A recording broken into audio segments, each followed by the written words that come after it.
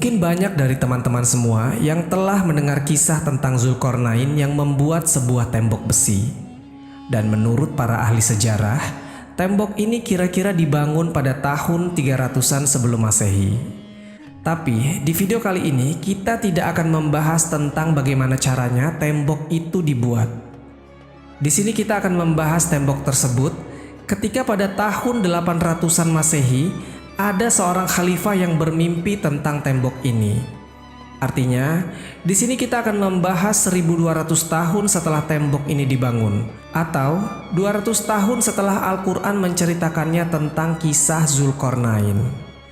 Lalu, bagaimanakah mimpi dari khalifah tersebut? Kemudian apa yang dilakukan khalifah tersebut setelah beliau bermimpi tentang tembok ini? Untuk itu, di video kali ini kita akan membahas tentang mencari keberadaan tembok Zulkarnain.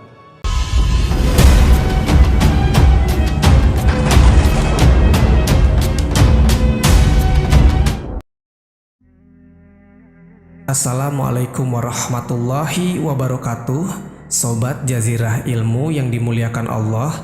Semoga kita selalu dalam keadaan sehat walafiat. Amin ya Rabbal Alamin.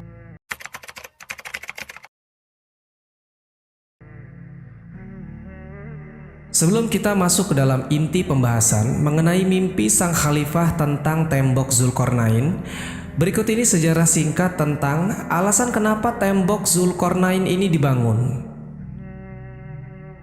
Ya'juj dan Ma'juj merupakan dua suku terkuat dan terkejam sepanjang sejarah. Tak ada satupun kaum yang pernah mengalahkan kedua suku ini. Mereka sangat senang membuat pengerusakan dan kerap kali membunuh orang. Hingga pada suatu hari, datanglah Raja Zulkarnain dan pasukannya ke tempat tersebut. Kemudian dengan dibantu masyarakat sekitar, Zulkarnain membuat tembok di antara dua buah gunung. Tembok besar ini terbuat dari campuran besi dan tembaga yang dipanaskan. Fungsinya adalah supaya Ya'juj dan Ma'juj terkurung dan tidak bisa keluar dari balik tembok ini. Setelah tembok selesai dibangun dan suku-suku di sekitarnya telah merasa aman dari serangan Ya'juj dan Ma'juj di kemudian hari, Raja Zulkarnain berkata, "Dinding ini adalah rahmat dari Tuhanku. Maka apabila sudah datang janji dari Tuhanku, Dia akan menjadikannya dinding ini hancur. Dan janji Tuhanku itu benar adanya." Al-Quran, Surat Al-Kahfi, ayat ke-98. Jadi sampai hari ini Ya'juj dan Ma'juj masih terkurung di balik tembok besi itu. Kemudian akan keluar dan membuat pengerusakan di seluruh dunia ketika masa-masa dunia diambang kiamat.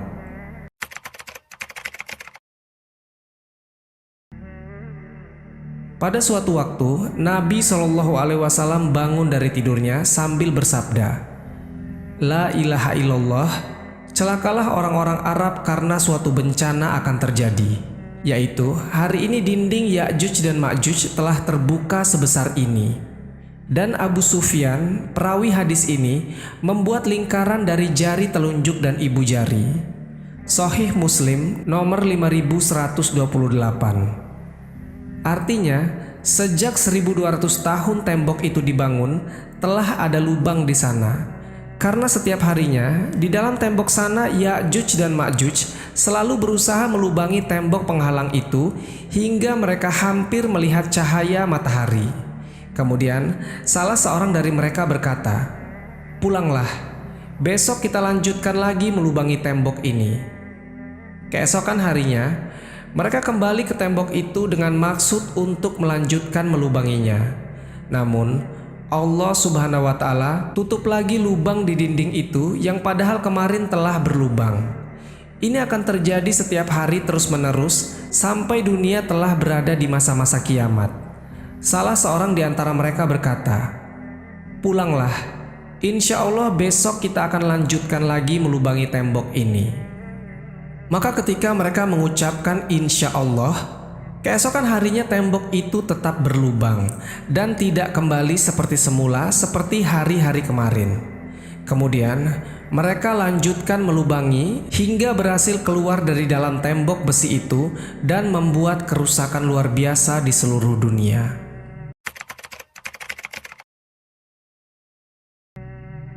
Kisah ini tertulis dalam manuskrip Arab kuno, catatan dari Ibnu Khurdazbih, seorang ilmuwan dan geografer terkenal akan karyanya yaitu Kitabul Masalik wal Mamalik. Pada suatu malam, di zaman kekhalifahan Bani Abbasiyah, Khalifah Al-Watsik Billah bermimpi bahwasanya tembok yang dahulu pernah dibangun oleh Zulkarnain telah jebol dan terbuka. Itu berarti kaum yang ribuan tahun berada di baliknya, yaitu Ya'juj dan Ma'juj, telah berkeliaran di alam bebas. Khalifah sangat ketakutan karena jika hal itu sampai terjadi, tandanya telah terjadi malapetaka besar yang berkaitan dengan akhir zaman. Karena teman-teman, lepasnya Ya'juj dan Ma'juj merupakan satu dari 10 tanda besar kiamat yang pernah disabdakan Nabi SAW. Setelah sang khalifah bermimpi, kemudian beliau menceritakan mimpinya tersebut kepada para pembesarnya di istana. Khalifah meminta untuk mengecek tembok Zulkarnain apakah masih berdiri kokoh ataukah sudah hancur. Sementara itu, tembok ini masih menjadi misteri tentang letak persisnya di sebelah mana, karena sampai saat ini pun tak ada seorang pun yang mengetahuinya. Kemudian, salah seorang pembesarnya mendatangkan seorang pengembara asal Turki yang bernama Salam Tarjuman. Khalifah Al-Watsik memerintahkan kepada Salam Tarjuman untuk mencari dan memastikan bahwasanya tembok Zulkarnain masih aman dan belum dijebol. Khalifah memberikan 5.000 dinar ditambah dengan 10.000 dirham kepada Salam Tarjuman demi bisa mencari jawaban akan mimpinya itu. Kemudian, demi memastikan Salam Tarjuman bisa menemukan tembok itu, sang khalifah menyiapkan 50 prajurit yang diikutsertakan dalam misi pencarian ini. Lalu ditambah lagi dengan kuda-kuda dan perlengkapan selama mereka di perjalanan. Karena saking banyaknya perlengkapan mereka ini, sampai-sampai harus dibawa oleh 200 kereta keledai.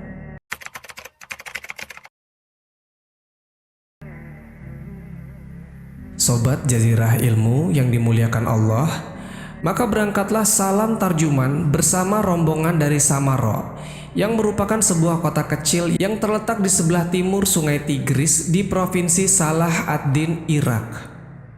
Setelah sekian lama rombongan karavan yang dipimpin Salam Tarjuman menjelajah, akhirnya mereka tiba di suatu tempat di wilayah Armenia. Armenia adalah negara perbatasan antara Eropa Timur dan Asia, terletak berada di antara Laut Hitam dan Laut Kaspia. Di sana, Salam Tarjuman melihat sebuah daerah yang memiliki tanah berwarna hitam dan air laut yang seolah-olah berwarna kehitaman juga.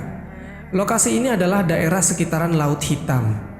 Menurut salah satu argumen, kenapa dinamakan Laut Hitam? Karena di area sekitaran laut tersebut sering terjadi mendung. Maka, air laut yang biasanya berwarna biru akan menjadi berwarna hitam karena pantulan cahaya dari langit mendung. Teori lain menyatakan bahwa benda-benda yang tenggelam di air mendapatkan lumpur hitam yang menutupi setelah jangka waktu tertentu. Penemuan benda-benda semacam itu di seberang laut mungkin menjadi alasan dibalik namanya. Kemudian teman-teman, Salam Tarjuman dan pasukan kerajaan singgah di sebuah kota tanpa penduduk. Kota ini terlihat seperti ditinggalkan terburu-buru sama penduduknya. Jadi tidak ada sama sekali warga di sana, sama seperti kota hantu.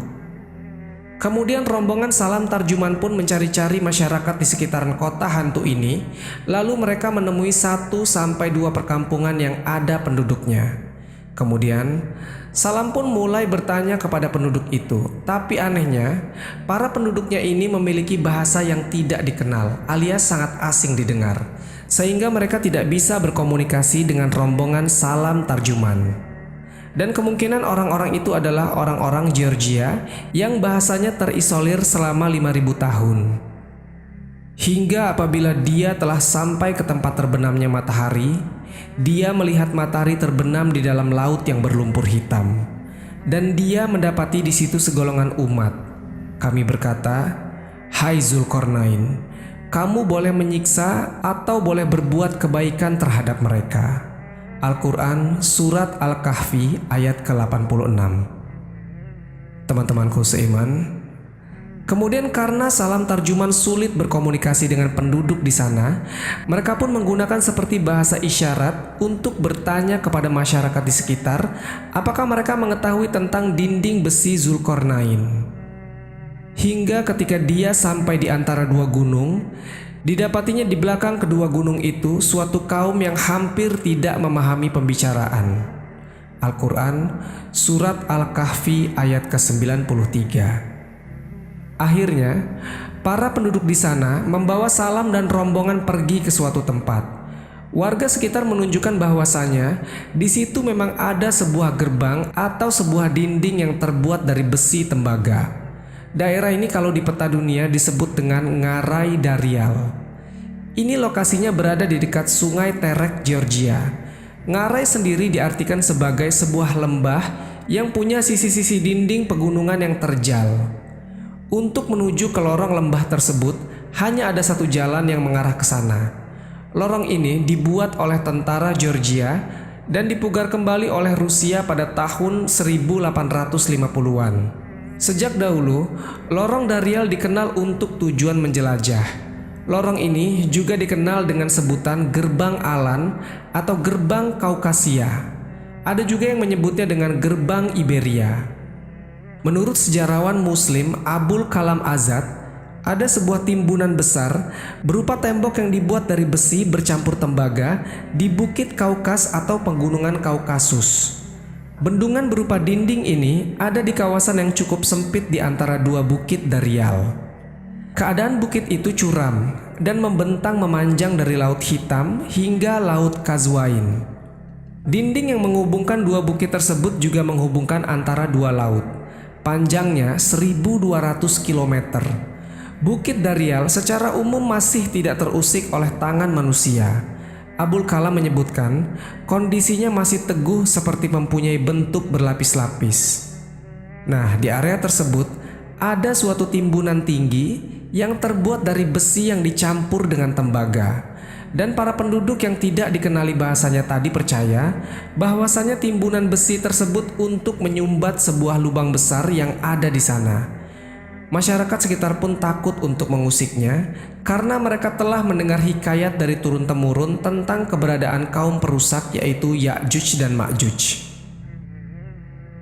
Teman-temanku seiman, kemudian Salam Tarjuman pun berpikir, memang benar, di hadapan matanya ia melihat sebuah dinding besi yang sangat besar dan kondisinya sudah mulai retak-retak dan ada beberapa lubang yang seperti dibuat oleh manusia dari dalam balik tembok besi ini.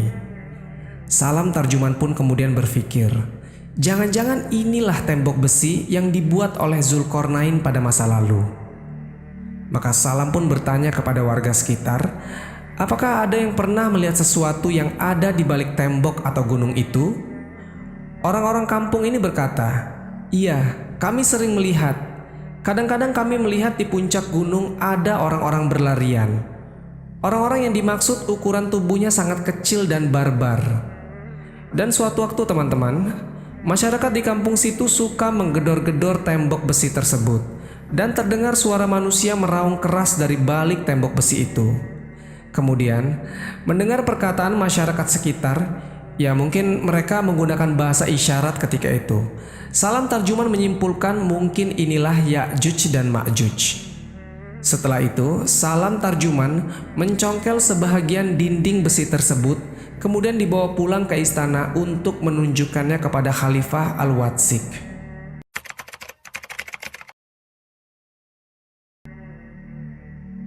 Sobat Jazirah Ilmu yang dimuliakan Allah, setelah Salam Tarjuman bertemu dengan Khalifah Al-Watsik, dia memberikan bukti potongan tembok besi. Kemudian Salam menceritakan bahwasanya tembok Zulkarnain masih berdiri kokoh, namun telah ada retakan-retakan dan beberapa lubang di sana. Lalu Salam pun menyimpulkan bahwasanya mungkin sebentar lagi dindingnya akan runtuh. Mendengar hal ini, sang khalifah puas sekaligus menjadi takut bila mana Ya'juj dan Ma'juj keluar dari sarangnya.